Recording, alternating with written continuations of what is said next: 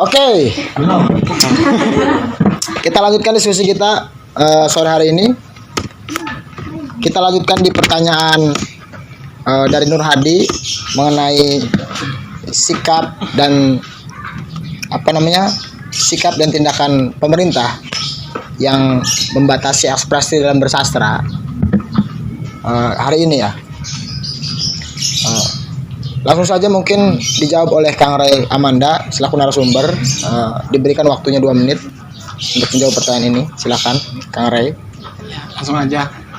Kalau tadi kan disinggung bahwa kita tidak hidup sendiri dalam satu entitas kolektif yang bernama negara.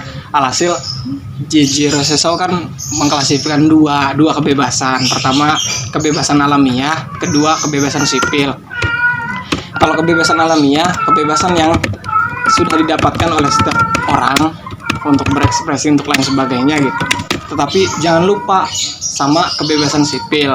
Kebebasan sipil itu juga perlu kekuatan individu, artinya perlu kontribusi setiap individu gitu untuk terlibat, untuk berbagi gitu. Tapi jangan tapi didaya gunakan gitu untuk kemaslahatan hidup bersama gitu, common good itu.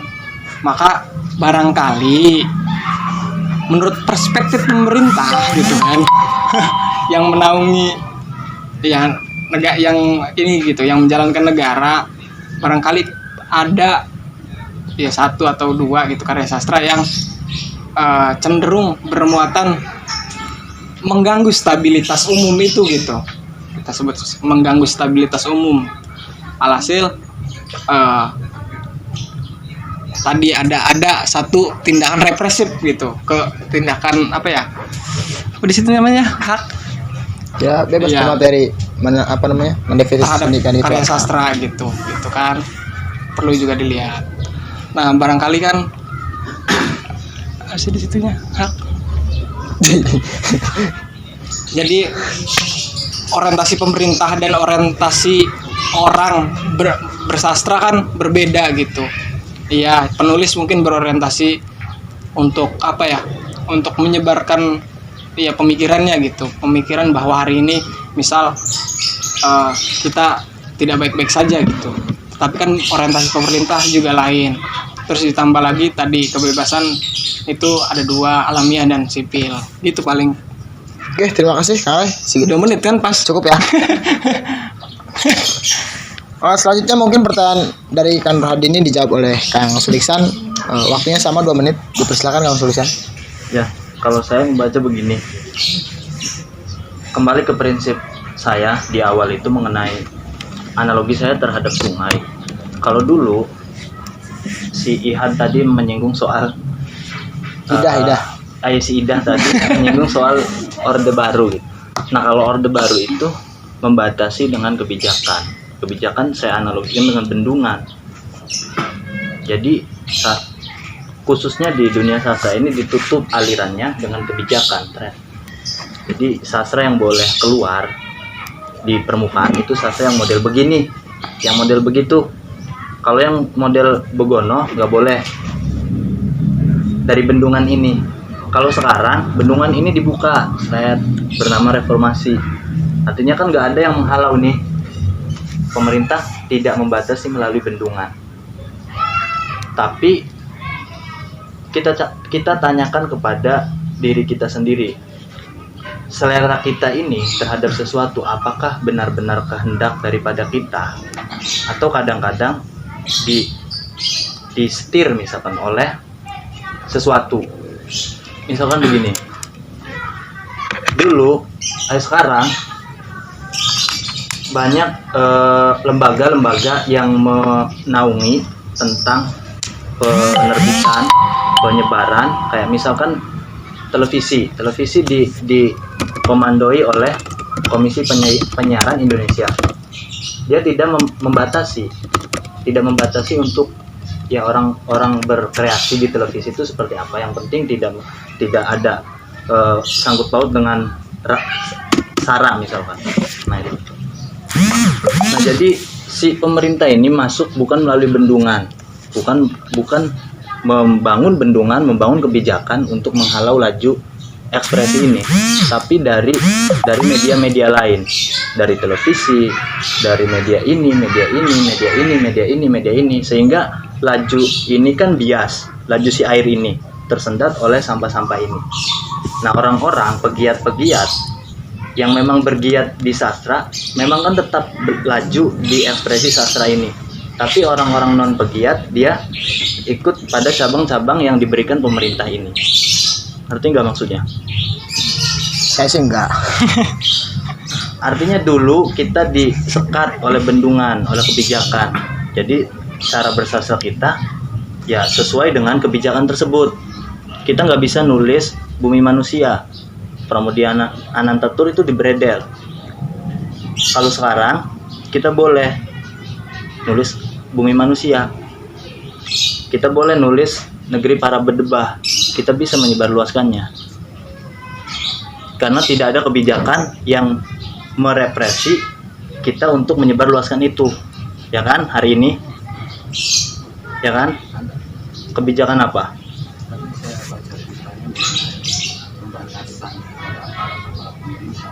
Enggak, dari tertulis, undang-undang tertulis yang menyebutkan, atau perpres atau permen atau permendikbud atau permen dan lainnya. Permen karet. Belum menganalisis sejauh itu mengenai Nah, undang-undangnya. kalau dulu ada perpernya, peraturannya, tidak boleh ideologi komunis yang kemudian dicabut oleh Gus Dur di peraturan, kalau tidak salah di MPR ya, TAP MPR itu dicabut oleh Gus Dur karena sudah reformasi, ya tidak boleh aturan seperti ini cabut oleh Gus Dur. Jadi tidak melalui aturan, tapi melalui media lain. Nyerangkuti ya.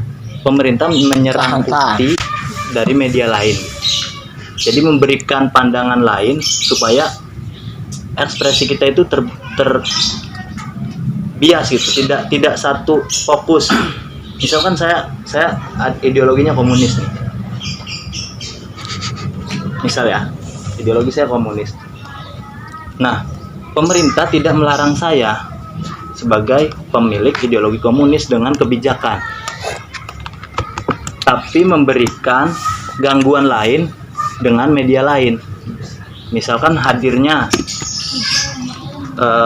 organisasi konservatif yang benturannya nanti masyarakat dengan masyarakat. Jadi seolah-olah di sana pemerintah lepas tangan. Saya tidak membuat kebijakan bahwa saya menghalangi komunis kok. Komunis bebas berkeliaran misalkan.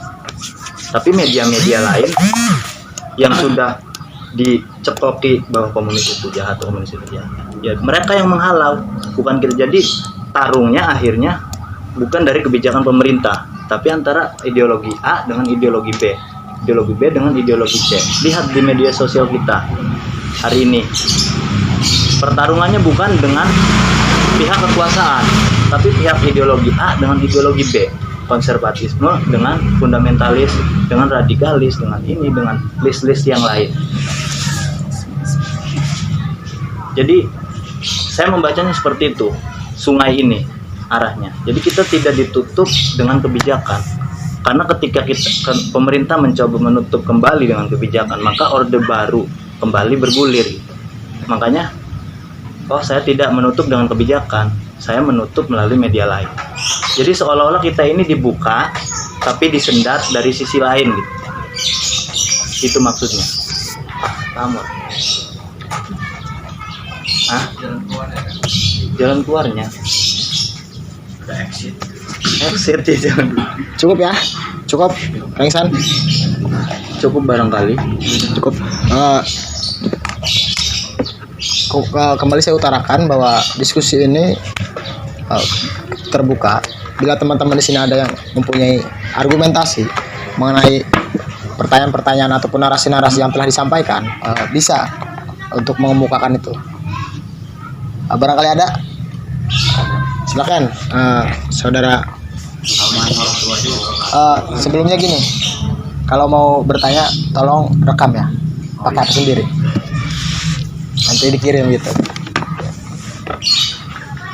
biar kedengeran gitu belum. Terdigitalisasi Pak. Jadi sama baik hati pertanyaannya diulang lagi. Ya udahlah, gitu aja Pak. Ya udah Man, nggak usah katanya Man. Perkenalkan, nama saya Lukman Hakim, asal dari Bogor. Saya ingin menanyakan narasi-narasi yang diucapkan oleh Kang Sulisan mengenai pada era Orde Baru itu kan banyak sekali tantangan yang dilakukan oleh para penulis gitu, kayak semacam bumi manusia gitu, dan penulis tidak boleh mengkritik pemerintah. Kemudian untuk di era digital sekarang ini, adakah gitu tantangan yang dilalui oleh para penulis gitu? Mungkin itu pertanyaan yang dapat saya sampaikan. Kurang lebih mohon maaf. Iya. Ini pada kan? Iya. Oke. Ternyata ada pertanyaan baru dari Kang Lukmanur Hakim mengenai tantangan penulis ya di era digital ini. Penulis. Tadi pertanyaan pertama dari Anggun, adakah tantangan bersastra ya di era digitalisasi? Wah, sekarang baru tantangan penulis. Sekarang tantangan penulis. Oke, barangkali 1 menit lah untuk menjawab pertanyaan ini. Untuk Kang Iksan, silakan. Karena pertanyaan ini ditunjukkan khusus gitu ya untuk Kang Iksan. Ya, kalau berbicara tantangan penulis berarti ya tantangan individu ya, individu kita, seorang penulis yang bergiat di dunia sastra gitu. Berarti tantangan itu sepenuhnya di tangan kita, Yang pertama barangkali tadi sudah disinggung bahwa tantangan terbesar kita di era digital ini ya memang era digital itu sendiri. Itu tantangan terbesarnya. Berarti dari penulis sendiri harus memahami letak dan petanya era digital itu sebenarnya era apa. Ya, orang sekolahan sih menyebutnya revolusi industri 4.0. Sering melihat atau sering mendengar atau melihat di banner-banner misalkan memanfaatkan revolusi industri 4.0. Nah, itu orang sekolahan menyebutnya seperti itu. Artinya kita yang barangkali adalah orang sekolahan tentu harus memahami petanya gitu. Revolusi industri 4.0 itu tentang apa? Secara sederhana tentang komputerisasi dan otomatisasi, jadi mesin kawin dengan digital gitu. Nah, itu apa saja muatannya di sana. Nah, penulis sendiri harus tahu ketika kita menyebarkan sebuah karya apa saja kesulitan kita di era digital ini. Sedangkan kemudahan kita ada, kemudahan menyebarkan, mengakses, mencipta. Tapi kesulitannya apa? Apakah kesulitannya karena misalnya dari sisi internal ya, dari sisi internal pribadi, misalnya dari sisi kuota, dari sisi sinyal karena kita di pelosok misalkan kartunya smartphone atau free, atau karena misalkan tantangan internal bahkan jauh lebih banyak dibandingkan eksternal. Internal itu berkaitan dengan kita sendiri, paradigma kita sendiri, gerak kita ini tergantung kita sendiri. Kita nulis A itu tergantung daripada pola pikir kita sendiri. Kita nonton A, kita nulis pasti soal A. Media sosial hari ini menggunakan istilah algoritma filter blue, tulisannya filter BLURB. Apa filter ini? Kalau kita misalkan mengikuti followers kita, misalkan orang-orang yang sering jualan seblak misalkan. Nah, itu setiap hari informasi kita tentang itu. Coba kalian cari di pencarian Instagram tentang seblak jiltot misalnya. Nah, nanti iklan-iklan yang muncul itu tentang seblak jiltot tiap hari. Jadi saya membicarakan soal motor dengan teman saya pada saat itu. Dan itu tidak diketahui oleh siapapun. Saya hanya berdua membicarakan motor. Kemudian ketika saya buka Instagram, hadirlah iklan yang menampilkan motor. Karena keseharian saya sepertinya dari algoritma filter blurb ini diintai gitu. kita nonton di YouTube misalkan soal cover lagu, itu pasti di tampilan pertama itu lagu cover semua yang muncul. Ya paling adalah satu dua tiga yang, tapi yang mendominasi itu. Kalau kita nonton YouTube-nya Pancep, itu pasti ada di halaman awal itu Pancep ketika buat baru film itu ada muncul. Saya sering, makanya saya menyesal itu. Nah, itu salah satu tantangan kita. Maka dari algoritma filter bloom ini, artinya kan ini kemudahan yang luar biasa ketika kita mencari sesuatu yang kita inginkan, itu tersaji gitu loh, langsung. Berarti tinggal kita arahkan kita maunya kemana, maunya menulis soal apa, ideologi kita apa, kiblat kita di mana, kita fans siapa, ya kita mengikuti segala tindak tanduk di media sosial itu. Maka filter bloom dari media sosial menyediakan semuanya. Nah, tapi itu juga tantangan kita gitu. Karena kadang-kadang saya tidak sengaja, saya lagi rame aja nih pengen nonton KCI gitu. Saya lagi rame aja nih pengen nonton Raim Bayang sama Dinda Hau menikah, saya nonton, rame banget nih jadi trending topik, nonton saya. Tapi kemudian besok itu tampil, besoknya lagi tampil lagi, besoknya lagi tampil lagi. Kan mata saya tertuju ketika, ini artisnya cantik juga gitu. Kan diklik akhirnya kan, nggak sengaja gitu. Padahal saya nggak berkehendak ke sana. Nah, karena filter bloom itu kita barangkali terbiasa nonton itu dan senang. Kenapa diklik? Apa? Kenapa diklik dia? Ya karena setiap hari terus disajikan. Karena Kenapa? kuota. Kuotanya banyak. Kalau nggak punya kuota, iya. Jawabannya luar biasa. Ya barangkali itu kesimpulan dari jawabannya. Karena kita punya kuota. Cukup Kang. Oke. Untuk menyegarkan suasana, mungkin teman-teman di sini jangan ragu ya bila ada keinginan untuk berargumentasi di sini. Masalah tersebut sastra di Indonesia adalah kuota sebenarnya. Baru kuota. Harta tahta kuota ya. Oke, kuota. Tapi mungkin begini, Kang Ihsan dan Kang Rai.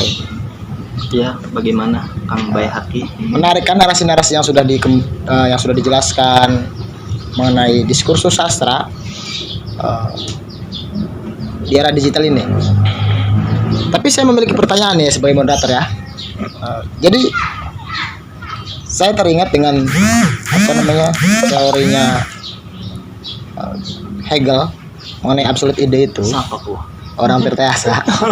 Untuk membahas kan. Jadi mengenai absolute ide itu. Enggak, pertanyaan saya seperti ini Kang Ihsan. Karya sastra baik tulis maupun lakon itu bisa mempengaruhi pemikiran manusia yang mencerna karya-karya itu.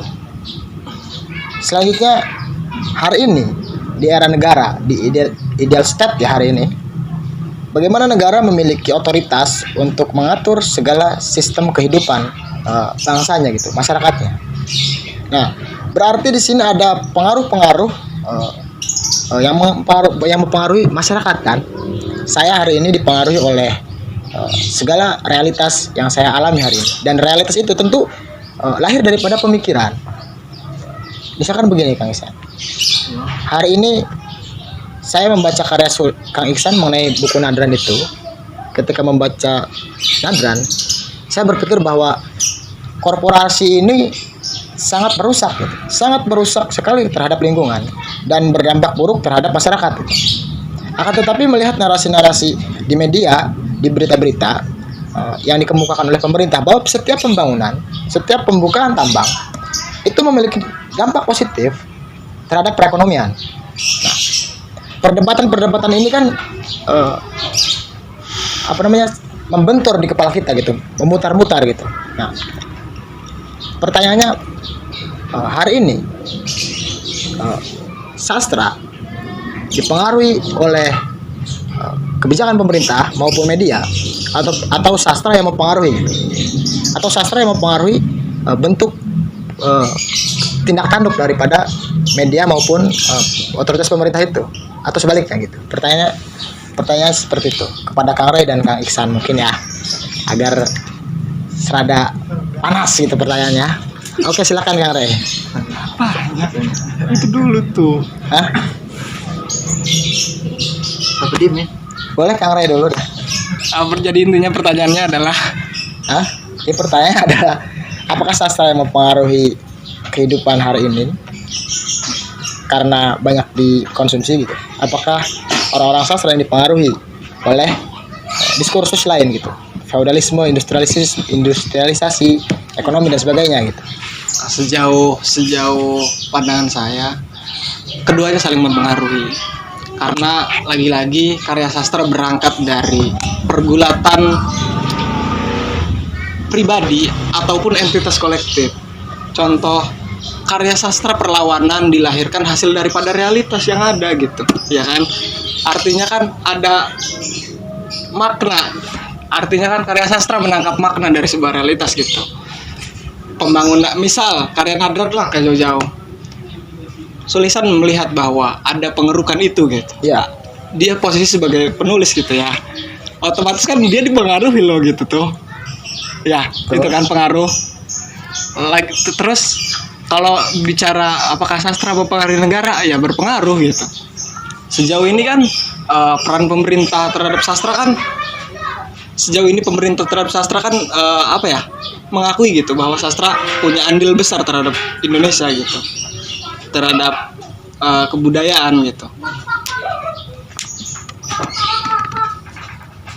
Bisa terlihat bukti itu ya bentuk apa sih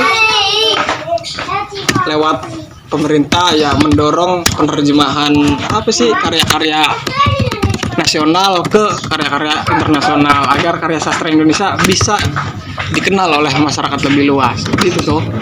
Jadi keduanya saling memengaruhi sebenarnya gitu. Itu tadi menyangkut ini kan kehidupan masyarakat gitu, misalkan ada pengerukan pasir, terus ya pribadi juga, misal pergulatan pribadi juga kan gitu, bisa berpengaruh terhadap kelahiran sastra gitu, kelahiran sebuah karya gitu. Itu paling. Jadi hemat Kang Ray itu sebetulnya tidak ada pertarungan ya, Gimana berdialektik kedua-duanya gitu tuh. berkesinambungan gitu, bekerja sama ya. Bekerja sama. Oke. Ya misalkan kalau Orba kan kenapa yang perlawanan banyak banyak penulis-penulis yang melawan gitu tapi jarang muncul ya karena tadi realitasnya emang lagi ditekan gitu, lagi dibatasi sehingga banyak muncul ya sastrawan-sastrawan yang melawan gitu, misal lewat puisi dan tulisan gitu lah. Siap. Gitu. Menarik jawaban dari Kang Ray Amanda. Dari Kang Iksan, bagaimana pertanyaan itu mengenai pergulatan pengaruh sastra dan kebijakan pemerintah ataupun media yang ada hari ini gitu, maupun media cetak maupun media daring? Ya, karena Kang Baihaqi menggunakan Hegel, supaya saya lebih sedikit tidak kalah dengan Kang Baihaqi. Saya menggunakan juga pendapat dari Oki Madasari yang saya tulis di esai saya itu, bahwa sastra itu pertama ya dia sebagai cermin, ini menggambarkan realitas kehidupan. Jadi kepenulisan sastra itu menggambarkan realitas kehidupan. Juga mereka sastra selain dipengaruhi oleh realitas juga mempengaruhi realitas. Jadi selain dipengaruhi juga mempengaruhi realitas. Tetapi yang perlu dicatat di sini bukan soal kerjasama. Jadi mempengaruhi dan dipengaruhi ini bukan kerjasama bagi pembacaan saya, tetapi katakanlah begini, diskursus utama yang hari ini tampil 3 jenis diskursus tadi, Islam, percintaan, motivasi. Nah itu yang tumbuh di atas, artinya dia yang mempengaruhi realitas. Ngerti nggak? Ya, audien. 3 diskursus ini yang mempengaruhi realitas. Tapi bukan cuma satu ya, bukan cuma soal sastra. Budaya, produk budaya itu bukan cuma sastra. Karena kita sedang membahas sastra, Jadi saya utarakan sastra. Diskursus juga bukan cuma sastra, diskursus media, diskursus dangdut, diskursus segala macam. Koplo ya? Koplo. Dangdut hari ini dangdut koplo apa dangdut iwakteye misalnya. Nah itu dipengaruhi dari realitas. Dipengaruhi itu prosesnya seperti apa? Karya sastra lahir itu dipengaruhi oleh realitas ketika si penulisnya melihat realitas. Ya kan? Misalnya begini, saya sebagai yang hari ini mengaku sebagai penulis itu hidup di realitas di kediaman saya di Kampung Kebon di dekat pesisir pantai dan sawah. Nah itu realitas saya. Tapi saya sedang berada di mana saja, bukan realitas itu bukan terpaku pada satu lingkungan ya. Saya ada di komentar. Komentar ini punya realitas seperti apa? Katakanlah ideologinya seperti apa. Nah dari situ terbangun gitu. Misalkan Baihaqi ikut di forum Lingkar Pena. Serem tuh yang ngeri ya. Forum Lingkar Pena, besutan Helvi ya Pak. Helvi, Habib Rahman El Saraji dan kawan-kawan. Otomatis realitas Baihaqi seperti itu. Maka karya sastra yang dilahirkan Baihaqi tentang itu. Forum Lingkar Pena, tahu? Besutan Habib Rahman yang jenis-jenis novelnya ayat-ayat cinta, mengejar mihrab apa itu surga dan tetek bengek lainnya. Maka Baihaqi ketika ikut forum Lingkar Pena otomatis karyanya jenis itu. Kalau Baihaqi tiba-tiba saja bergaya lain, misalkan ikut forum Lingkar Pena tapi nulisnya tentang komunis, itu didepak Baihaqi. Itu didepak. Saya di komentar ini kebetulan ideologinya absurd ya. Pancap tidak membatasi kita untuk menulis apa, yang penting kita tulis, baca, nulis, baca, nulis, baca. Jadi Pancap tidak melabeli aturan kita harus nulis tentang komunis, kita harus nulis tentang apa saja. Ya nanti yang jelek paling ditembelaki kok. Apa ya? Lihat sih tuh karyanya soyak-soyak mau dibakar. Tapi Pancap tidak membatasi kita untuk berekspresi, mau tentang horor, mau tentang seks kayak Baihaqi misalkan, mau tentang apapun. Jadi kita, kalau saya bisa menyinggung, ideologi kita absurd karena memang komunitas ini bukan komunitas ideologis. Komunitas absurd juga. Komunitas yang menumbuhkan minat baca dan minat tulis. Itu saja. Dan itu bagus untuk sebagai minat menikah dan minat mencintai. Sedangkan di forum Lingkar Pena punya ideologinya karena dia berafiliasi dengan salah satu partai dan ideologi yang lain juga ada. Nah itu tergantung. Maka karya kita itu dipengaruhi itu gitu loh. Kita mah enak di komentar ini, mau nulis tembelak, tai lantung, tai kucing, diterima baik. Orang di depak, walaupun ya paling ditembelaki doang, orang di depak, tapi bebas. Nah akhirnya ketika komentar, FLP, Rumah Dunia dan sebagainya ini hadir di tengah-tengah kita sebagai penyokong sastra, hadirkan karya-karya dari komentar, karya-karya Baihaqi, karya-karya Suliksan. Nah bertarung ke sama-sama ikut di maukah apa tuh biang lala kah?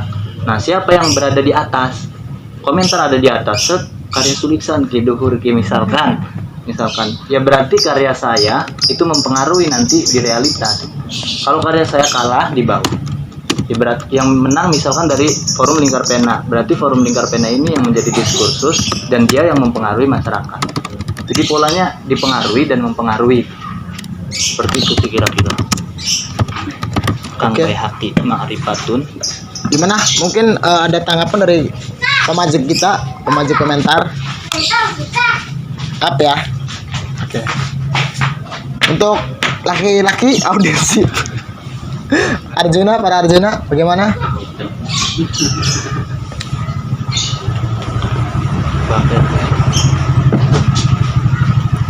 Tapi begini, Kang Iksan dan Kang Ray. Maning.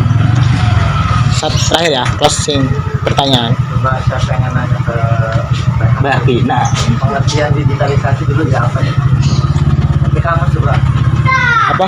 pengertian digital. Digitalisasi itu apa? ampun. Kira-kira teman-teman dari awal sampai akhir seperti orang melenceng atau memang ke situ arahnya? Ayo lihat kamu semuanya. Karena kemarin di kantor bahasa saya ikut diskusi digitalisasi juga kan. Hampir kemarin berkaitan dengan digitalisasi, bahkan sampai sejarah digitalisasi juga itu dijelaskan. Saya lupa gitu. Makanya saya nanya coba di kamus pengertian apa dulu. Iya, Di kamus tulisannya saya coba di ada apa itu? pemakaian alat digital. Iya, apa sih? Ya begitu Pak narasinya.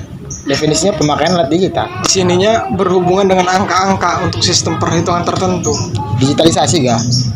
Iya, kan digital terus kan tuh dibaca gitu. Proses pemberian pemakaian sistem digital kan. Iya. Iya, digital kan berhubungan dengan angka-angka kan maksudnya terus akan Saya lupa masalahnya soalnya masalahnya di laptop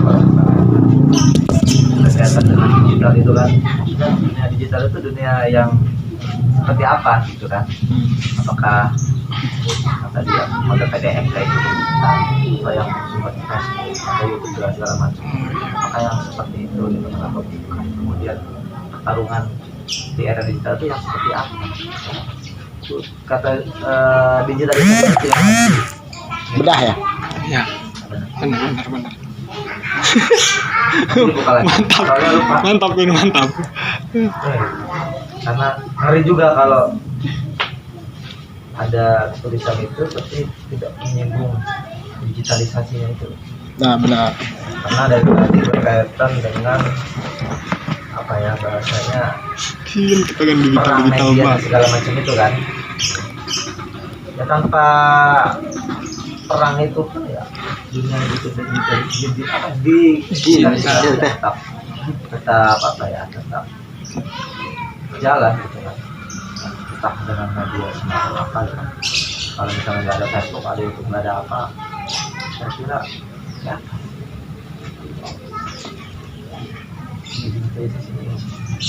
Barangkali begini sih Panca. nanti dilanjutkan di diskusi berikutnya setelah mungkin saya kadang-kadang dulu ya itunya makalahnya saya lupa namanya di mana Beres. ya serius Serius temen sih? Serius temen sih?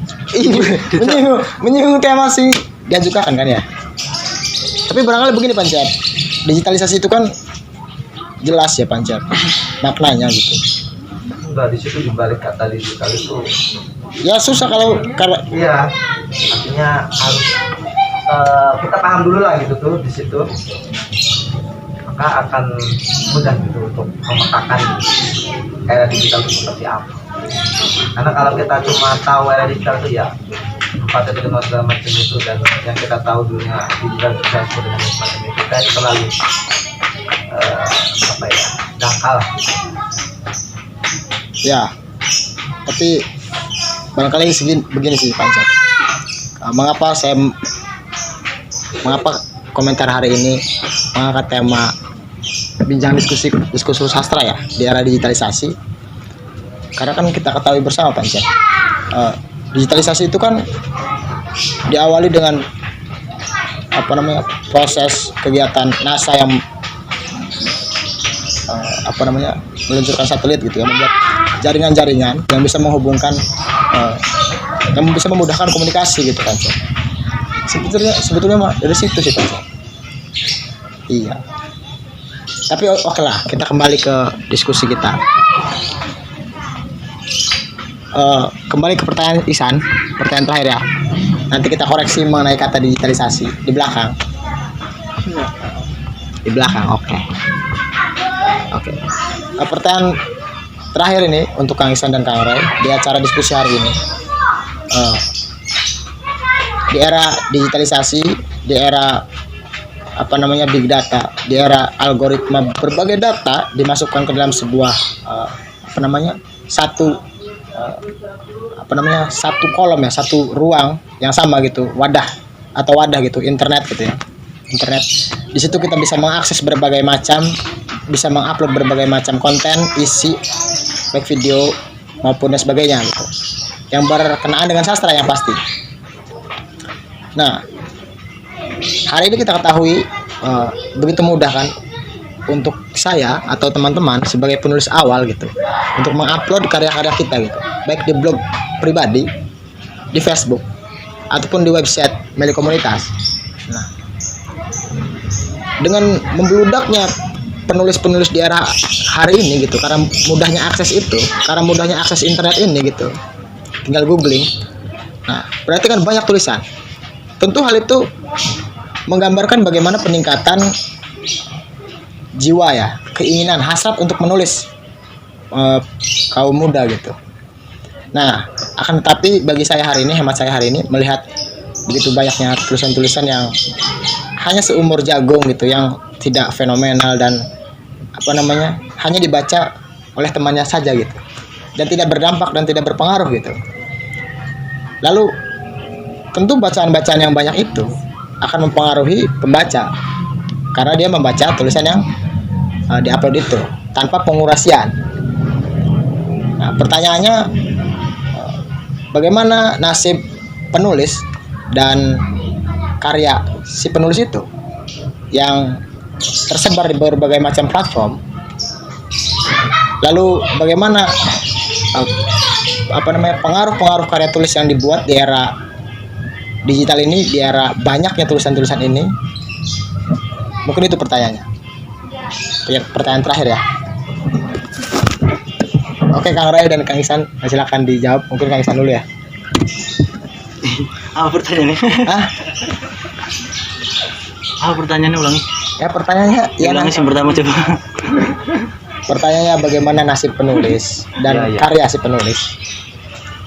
Karena teman-teman di sini semua penulis, baik di Facebook, di blog, ya kan? Tapi tulisan-tulisan itu tidak berpengaruh gitu, hanya onani sendiri gitu kan. Itu pertanyaan saya. Ya, mungkin saya berangkat daripada digital dulu ya. Soal digital, pembacaan saya terhadap digital, saya berangkat daripada historisnya, jaraknya. Jadi dulu sebenarnya digital di sini, era digital di sini saya maknai sebagai pemrosesan data. Jadi masuknya data-data lebih mudah gitu, lebih bisa diakses dan sebagainya. Itu diawali dengan dulu ketika era pertama kali berdirinya sebuah masyarakat komunal yang tidak nomaden. Dulu kan ada masyarakat yang berpindah-pindah ya, pemburu dan pengumpul. Jadi dia hidupnya membuat mabit ning alas, latih panganan. Nah, ada masyarakat datang. Nah, masyarakat itu kan butuh pengumpulan data. Pengumpulan data seperti jumlah masyarakatnya berapa, jumlah penghasilannya, pendapatannya, kemudian pajaknya berapa. Nah, itu ditulis dengan menggunakan daun apa gitu. Papirus. Ya, pokoknya di situ terus diletakkan di suatu tempat. Nah, ketika ingin mencari si A ini bayar pajak berapa, dia buka dulu si papirus ini. Nah, semakin tumbuh berkembangnya masyarakat, semakin banyak, dari jumlah 100 menjadi 1000, menjadi 100.000, menjadi 1 juta, otomatis papirus ini nambah banyak gitu. Dan susah untuk mencari satu data orang ini. Akhirnya lahirlah, singkat cerita, setelah hari ini semakin membludak, bahkan lebih daripada 4 miliar masyarakat kita, itu tidak mungkin kita menggunakan otomatisasi konvensional. Dulu di revolusi industri 3.0 kita menggunakan otomatisasi konvensional, jadi menggunakan penulisan yang biasa gitu, tidak ada big data. Nah, kemudian datang revolusi industri 4.0, datanglah era digital ini. Nah, di situ penulisan data, satu big data itu bisa, jadi kita tinggal mengakses A, itu keluar apa yang kita cari gitu. Tinggal kita mengetik. Nah, lebih ke pemrosesan perhitungan data di situ gitu. Yang saya baca, yang saya pahami di era digital ini. Dan barangkali berbeda antara era digital dan era ketika ada istilah sasi-sasinya gitu. Digital dan digitalisasi. Itu pasti berbeda gitu. Dan barangkali kita sama-sama nanti cari digital dan digitalisasi ini perbedaannya di mana. apakah di perlakuannya, apakah di pengertiannya. Nah, salah satu turunan dari digital ini, hal-hal terkecilnya ya seperti telepon, komputer, laptop, notebook, terus apa lagi? Kalkulator mesin, kalkulator digital, timbangan digital dan sebagainya. Nah, itu turunan-turunannya, produk-produknya gitu. Nah, sastra ini kita mengacu ke sana gitu. Dengan adanya fasilitas-fasilitas ini, apakah diskursus sastra kita berada di mana dan bagaimana kita menghadapinya di era seperti ini, di era ketika digital ini semakin banyak bendanya. Nah, kembali pada pertanyaan Baihaqi mengenai bagaimana nasib penulis dan karyanya, ini adalah berikut tantangan terberat kita. Karena dulu itu kita menulis, barangkali Pancep sendiri merasakan kalau penulis itu merupakan orang yang sangat prestisius, sangat gagah kononku. Penulis itu rasanya ngenges kononku. Di delengnya angeringir gah, rambut gondrong segala macam. Jadi auranya itu beda gitu. Seorang penulis dulu itu. Karena mediumnya tidak banyak. Kalau sekarang kita semua bisa disebut sebagai penulis, baik penulis eceran, penulis snap WA, penulis status Facebook, grosiran ada. Instagram, itu penulis grosiran, penulis eceran itu banyak. Jadi kita tiap hari bisa nulis sendiri. Jadi kita bisa mencatutkan profil kita sebagai penulis, walaupun penulis Facebook misal, tiap hari itu bisa. Kalau dulu itu tidak bisa. Grosiran gak ya? Penulis itu ditentukan dengan karya lu mana gitu. Kalau sekarang ya lu punya karya atau enggak, ya yang penting status Facebook lu ada aroma-aroma tulisan-tulisannya gitu. Jadi itu tantangan terberat kita. Jadi nasib kita untuk memenangkan diskursus jadi penulis terkenal itu di sisi lain sangat berat. Kalau kita tidak punya kemampuan untuk menganalisis arah gerak media kita, framing media kita kemana, isu yang sedang rame di mana.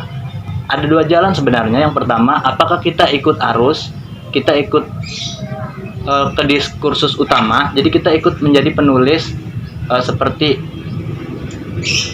yang diskursus utama ini tentang Islam, percintaan atau motivasi. Kita nulis tentang itu, kita upload di Wattpad tiap hari, kita punya pembaca tetap, kemudian pembaca kita sudah banyak, lalu kita naik daun, kita diundang di mana-mana, kita bisa jadi penulis. Nah, dari situ nasib kita sudah di atas, kita bisa merubah diskursus kita kalau sudah di atas, atau tetap di sana. Itu jalan yang kedua, kita tetap pada ideologi kita. Misalkan saya ideologinya komunis nih, saya tetap komunis terus nulisnya, dengan risiko pertama saya tidak terkenal, kedua Tidak dimuat ya. Kedua ya saya bisa terkenal, tetapi harus ada yang menyentil sedikit gitu. Tulisan saya harus berbobot dan bisa berpandangan baru, misalkan tentang masa depan, tentang apa. Jadi itu tantangannya. Ada dua jalan bagi saya, atau apakah saya memilih jalan pertama atau jalan kedua gitu sih menurut saya. Oke, terima kasih Kang Ihsan. Mungkin 2 menit untuk Kang Ray menanggapi pertanyaan yang tadi. Pertanyaannya singkat aja. Ya tadi pertanyaannya Masih penulis. masih penulis dan karyanya gitu. Kita kan selalu cenderung membicarakan terkait keluar gitu.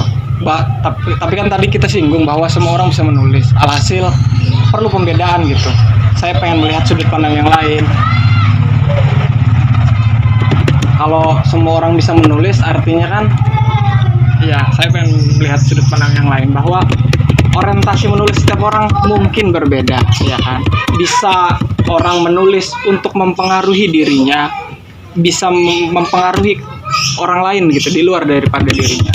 Untuk mempengaruhi dirinya itu apa? Orang menulis misal sebagai bentuk peluapan curhat ketika misal di Facebook, terus misal arsip pribadi, itu kan sah-sah aja gitu, ya kan. Dan dia pantas itu disebut sebagai penulis. Adapun bagaimana nasib dia gitu keluar daripada itu gitu, di luar dirinya, ikut bertarung dalam arus dunia penulisan gitu.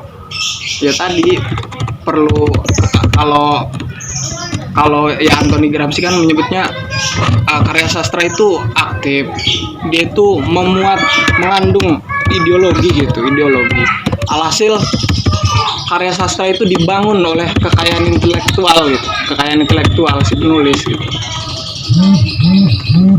agar tadi bisa mempengaruhi yang lebih luas. Tapi yang lebih penting adalah yang saya ingin sampaikan adalah bahwa ya menulis bisa untuk pengaruh terhadap dirinya dan bisa untuk di luar daripada dirinya gitu. Barangkali pengen curhat-curhat di Facebook ya sah aja gitu kan. Gitu sih paling. Oke, terima kasih.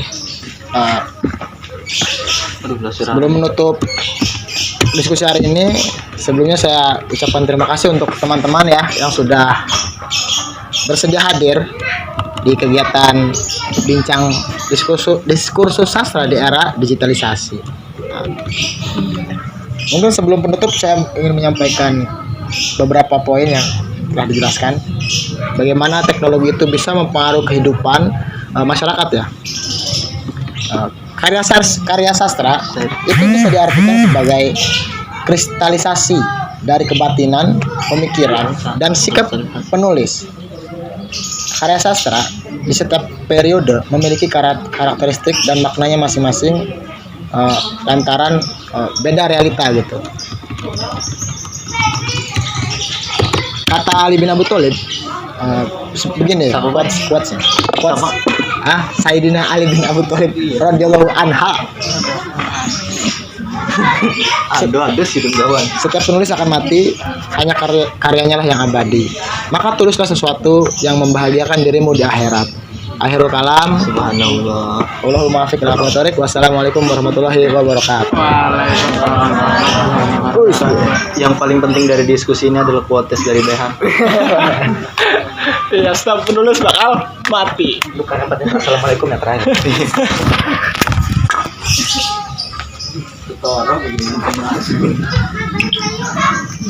Belum selesai. Ngomong kenceng sih kayak orang pacaran tuturan. Oke. Kita lanjutkan diskusi kita sore hari ini. Kita lanjutkan di pertanyaan dari Nur Hadi mengenai